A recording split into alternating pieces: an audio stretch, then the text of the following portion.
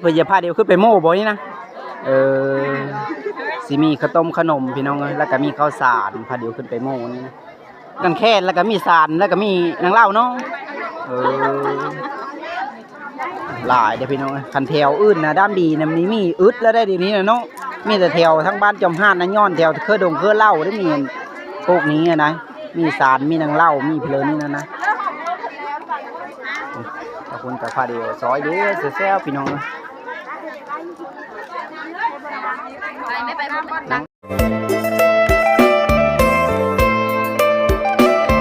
ครับทักทายสบายดีใน FC ทุกคนที่ห้ามาติดตามนะครับส้มนะพี่น้องตอนนี้ก็ค่อยได้มาหอดงานแล้วนะทุกคนอันนี้สิเป็นงานเขาแจกเข้าหาพี่น้องคนที่ลงรับไปแล้วหรือคนที่เสียชีวิตไปแล้วนะพี่น้องเขาเฮ็ดบุญแจกเข้าหาตอนนี้ก็ชาวบ้านก็พากันลั่งกันมาเตาโฮมพี่น้องแล้วก็สิพากันมาโม่พี่น้องอยู่ถึงเฮินถึงซานพระแล้วก็พาเดี๋ยวเฮ็ดอยู่เฮ็ดกินห่อข้าวต้มข้าวเต๊บพี่น้องไปเอาไปเบิ่งบรรยากาศภาพด้านในน้ำกันพี่น้อง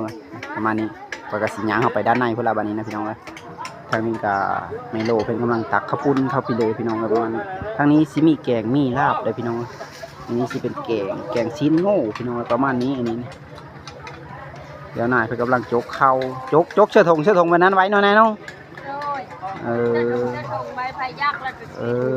ไปแล้วก็ไปยาแต่ละบ่อนเนาะอันนี้สิเป็นแกงซีนโง่เด้อพี่น้องเด้อลูกโง่นี่อันนี้สิเป็นผักกระเซกนะพี่น้อง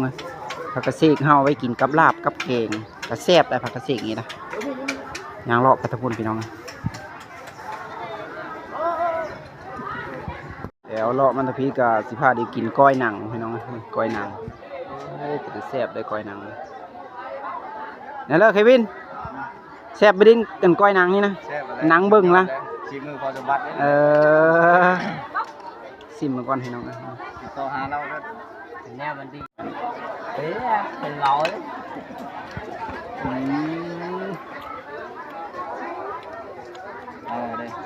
อ่อนได้เป็นน้องมาจากขันมาเพิ่มขันเผยแล้วก็หนังอ่อนยำง่ายยำขึ้นเลยเป็นน้อง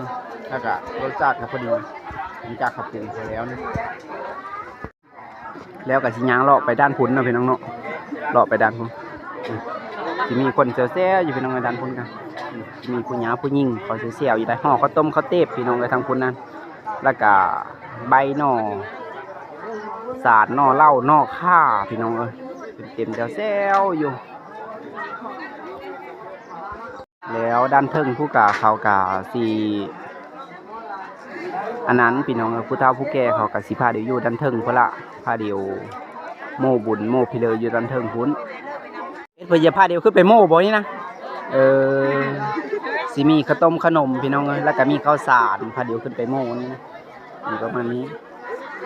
มีข้าวตอกดอกไม้ขึ้นไปโม่พี่น้องขึ้นไปโม่อยู่ดันเทิงพละทั้งพี่กับสิพากันใบนอกข้าพี่น้องอันนี้เขาเสือนอกข้าได้พี่น้องทั้งนอกผ้าทั้งวายทั้งพีทั้งทิ้ง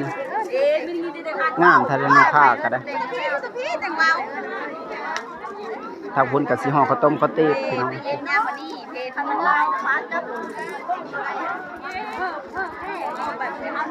คุณเม็ดมีคู่เดียวอีกแล้วมีคู่เดียวนะในเลิกห่อแล้วบอกอันนั้นตอนนี้นะเคยอยู่แล้วแล้วเนาะดูนี่นะห่อแล้วได้พี่น้องสองประตูห่อแล้วก็ต้มคัดข้าวต้มแดงหลังจากห่อแล้วนี่ก็จะไปนึ่งแน่นอนนะเนาะนึ่ง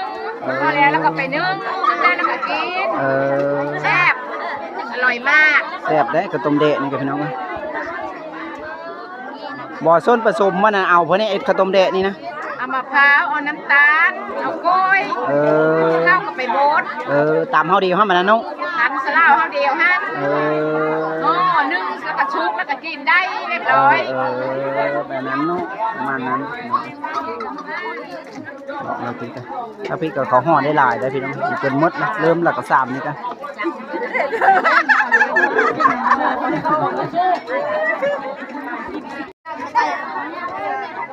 มีสารมีนางเล่าด้วยพี่น้องเดี๋ยวนี้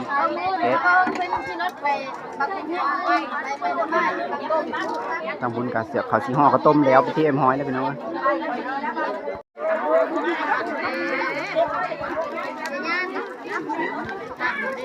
อันนี้เขาสิเอิ้นเนาะเพราะว่าอันนี้ยอดกันแค่นแล้วก็มีสารแล้วก็มีนางเล่าเนาะไว้แกงเสื้อซีนนั่นหน่อยนี้เนาะ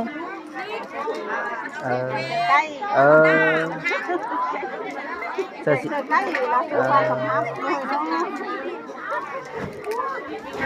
หลายเดี๋ยวพี่น้องคันแถวอื่นนะด้านดีนะมันมีอึดแล้วได้ดีนี้นะเนาะมีแต่แถวทั้งบ้านจอมห้านนะย้อนแถวเครือดงเครือเล่าได้มี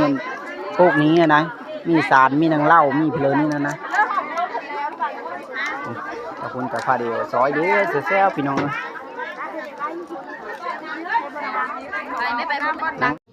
แล้วทั้งนี้ก็ข่าวสิตำหุ่งทำไปเลยพี่น้องประมาณนี้